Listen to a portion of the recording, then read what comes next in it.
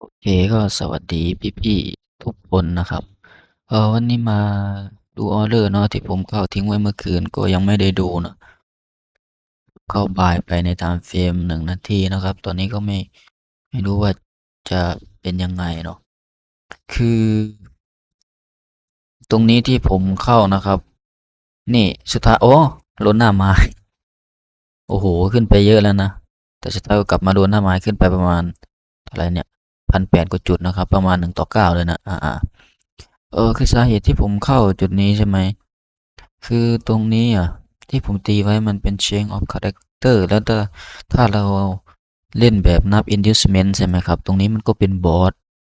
และตรงนี้ก็เป็น inducement นะครับเพราะเป็นแท่งสูงสุดโดนสวิปล่างจุดนี้แล้วก็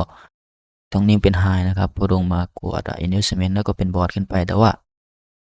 ถ้าเรานับอย่างนั้นใช่ไหมตรงนี้มันต้องเป็น change of character แต่ว่ามันมีดีมานด์จุดนี้นะครับที่ผมมองว่ามันยังไม่เช้งจุดนี้ก็มีโอกาสเป็น liquidity ได้นะครับและตรงนี้ก็มีโอกาสที่จะเป็นequal high ที่มันจะไปกวนนะครับซึ่งตอนแรกมันมาแตะปุ๊บจุดนี้ผมก็กลัวว่าผมจะตกรถนะเพราะว่าผมเข้าตรงกลางตรงนี้มันไม่ถึงของผมนะครับโอเคแต่สุดท้ายมันก็ลงมารับแล้วมันก็ไปจริงๆดูจากแท่งนะครับคือตอนแรกมันมีแท่งมีแรงซื้อเข้ามาเยอะมากๆนะครับพุ่งไปนะครับ แต่สุดท้ายก็ไปถึงประมาณนี้แล้วตอนนี้ก็เป็น change of character แล้วก็มองหน้าเซลล์นะครับซึ่งผมก็ยังเอ่อถ้าผมจะตามที่ผมศึกษาใช่ไหมถ้าเป็น SMC แบบไฮบริดถ้ามันจะ change of character ได้มันต้องมี supply หรือว่า order block supply demand หรือว่า order block ต้องถูกทำลายด้วยนะครับถึงจะมองเป็น check of character แบบชัดๆนะเท่าที่ผมศึกษาและเท่าที่ผมพยายาม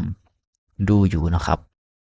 เพราะว่ามันจะเข้ากฎใน who is in control ใช่ไหมใครเป็นผู้ควบคุมในตอนนั้นซึ่งมันลงมาจุดนี้มันไม่มีซัพพลายไม่มีอะไรเลยนะครับมันมีโอกาสเป็น liquidity มากกว่าถ้าเราจะมองจุดนี้เป็นช็อคเร็วเกินไปใช่ไหมเพราะอีกอย่างมันก็เป็นโมเมนตัมที่ค่อนข้างแรงนะแล้วตรงนี้ก็เป็นซัพพลายมันเป็นซัพพลายของทั้ง M3 แล้วก็ M5 M15 ด้วยนะจุดนี้ผมก็เลยว่าโอเคมันยังไม่เซงนะครับผมก็เลยเข้าไปแต่ว่า